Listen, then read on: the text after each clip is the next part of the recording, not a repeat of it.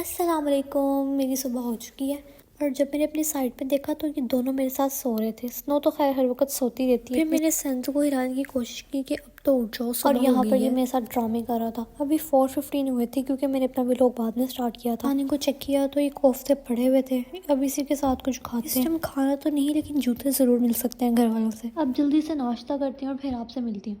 सेंसू snow को देख लेते हैं क्योंकि आजकल स्नो की तबीयत नहीं ठीक, तो इनका ख्याल रखना पड़ा है बार बार। स्नो मुझे अभी भी ढीली ही लग रही है क्योंकि हिल नहीं रही, ना सही से खा पी रही है।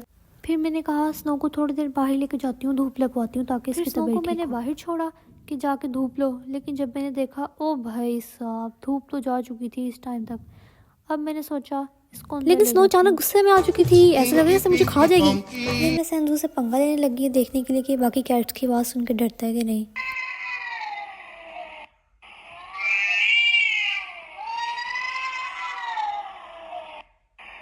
थोड़ा सा डर गया था लेकिन फिर खैर खुद ही ठीक हो गया। अब जब मैंने स्नो को देखा तो ये ज़्यादा डाउन हो गई थी। फिर मुझे इसकी परेशानी होने लगी।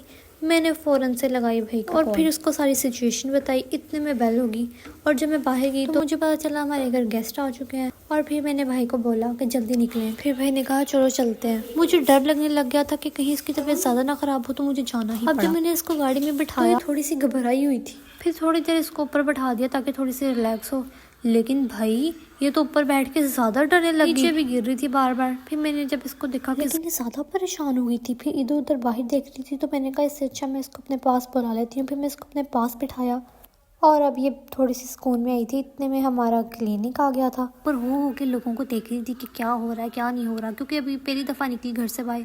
फिर ये हम लोग डॉक्टर को दिखा रहे थे कि क्या इशू आ रहा है। उन्होंने बताया कि इसको टेम्परेचर बहुत ज़्यादा हो गया, हाई टेम्परेचर की वजह से शिवरिंग थी। और अभी यहाँ पर भी इर्द गिर्द देख रही है कि क्या हो रहा है भाई। फिर डॉक्टर ने इसके इंजेक्शंस लगाए, 1 नहीं 2 नहीं पूरे 3 लगे। जैसे जैसे डॉक्टर इसको इंजेक्शन लगा रहे थे ये बोल रही थी ऊंची ऊंची और मेरे दिल को कुछ हो रहा था।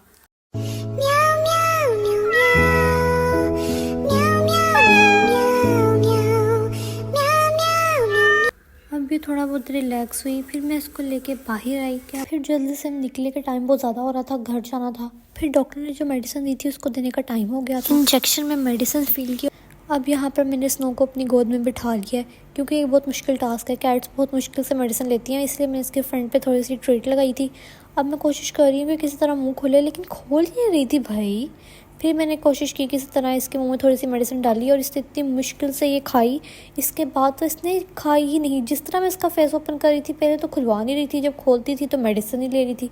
और मेडिसिन खिलाने के बाद ये हुआ।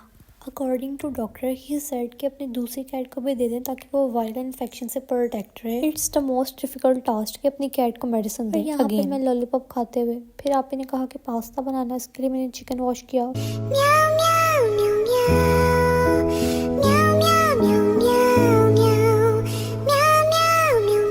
तो ठंड भी इतनी ज़्यादा हो रही है भाई। मैंने कहा इनको ठंड ना लग जाए, स्नो तो बीमार हो ही गई है। अब मैंने कहा मैं सेंसू को भी कपड़े पहना देती हूँ। भाग्य के कहीं कपड़े ना पहनने पड़ जाएं। पकड़ने की कोशिश कर रही हूँ लेकिन मेरे पास नहीं आ रहा। नहीं देख रही।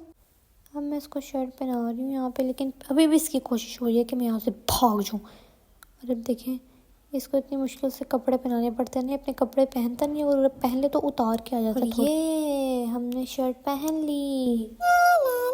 मेडिसिन से स्नो भी काफ़ी बेहतर हुई है। आज के लिए बस इतना ही, कल मिलेंगे। अल्लाह हाफिज़।